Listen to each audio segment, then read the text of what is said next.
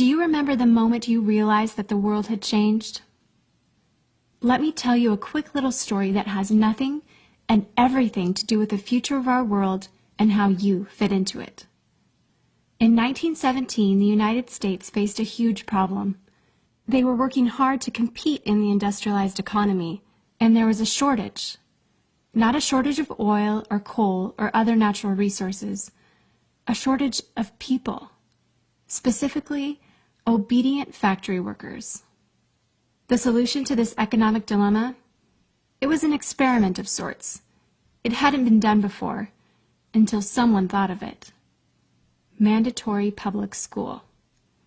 Unfortunately, the initial purpose of the United States public school system was not to inspire children or generate scholars.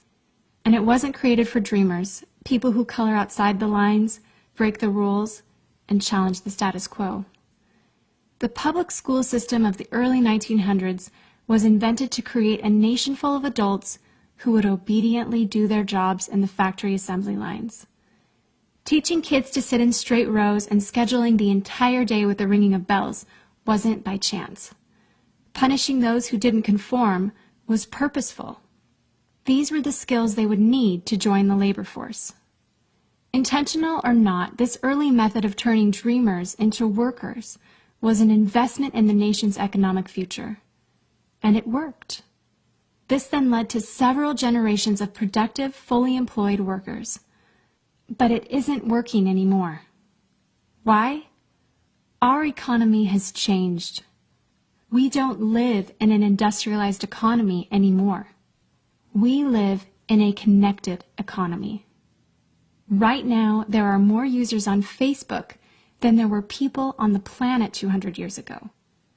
Technology has made it possible for us to connect with people, ideas, and information from anywhere in the world instantaneously. And as a result, our economies have expanded from localized towns and communities to the entire world. We have globalized trade in nearly every way. In the past, the obedient, do-what-you're-told without question people were rewarded for working hard and putting their dreams aside in order to toe the line.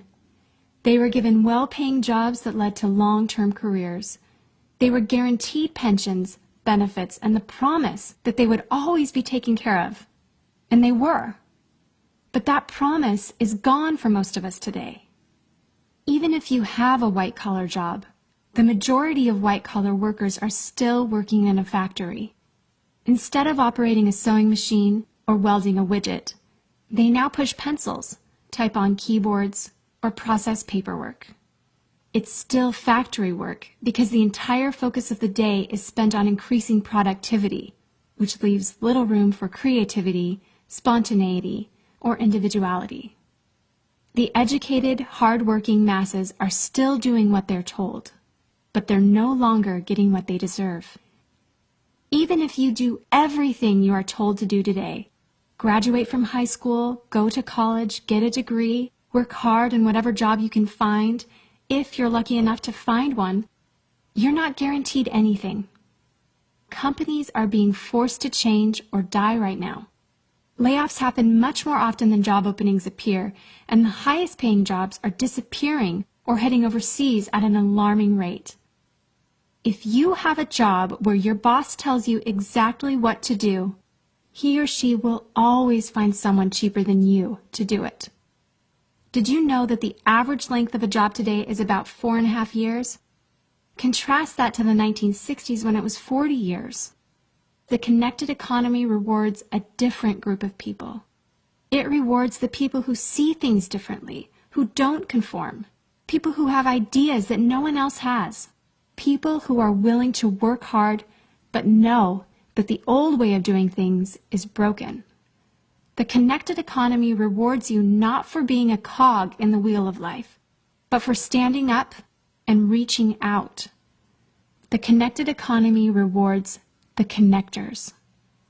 Whether it's connecting a person to a person, a business to a business to a product, or a product to a person, those who learn how to connect are the ones who will survive and excel in the connected economy. That is how the world has changed. It's not about to change. It already has. Things are different now, and they're not going back to the way they used to be. Look at Facebook. What's their product? It's you. Your network, your information, your ideas, they all have value. Does Facebook pay you for the money they make selling your information to advertisers? No.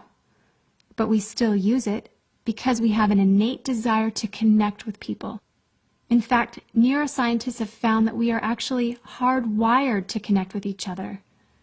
Some people know how to leverage this innate ability in today's economy, but most don't. And because they don't know how to do it, most of them are paralyzed with fear, resisting the shift, despite clear indications telling them it's time to change. In 1917, a group of people performed an experiment that forever changed the way that we earned a living. The world today is facing another huge problem.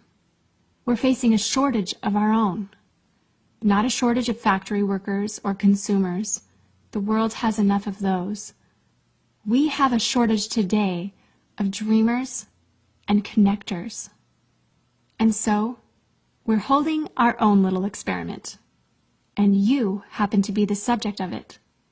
This 8-minute presentation was specifically designed to seek out and find the connectors around us. Those who recognize that we are on the brink of the next economic revolution, who are ready to thrive in the connected economy, and who are searching for the best way to do it.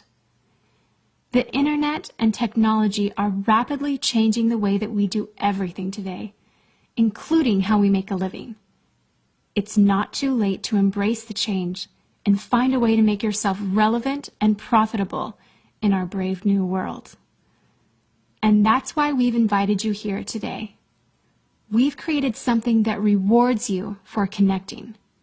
It pays you for bringing people together behind a cause, product, or idea. And we have systematized it and made it so that you can do it from anywhere with anyone at any time.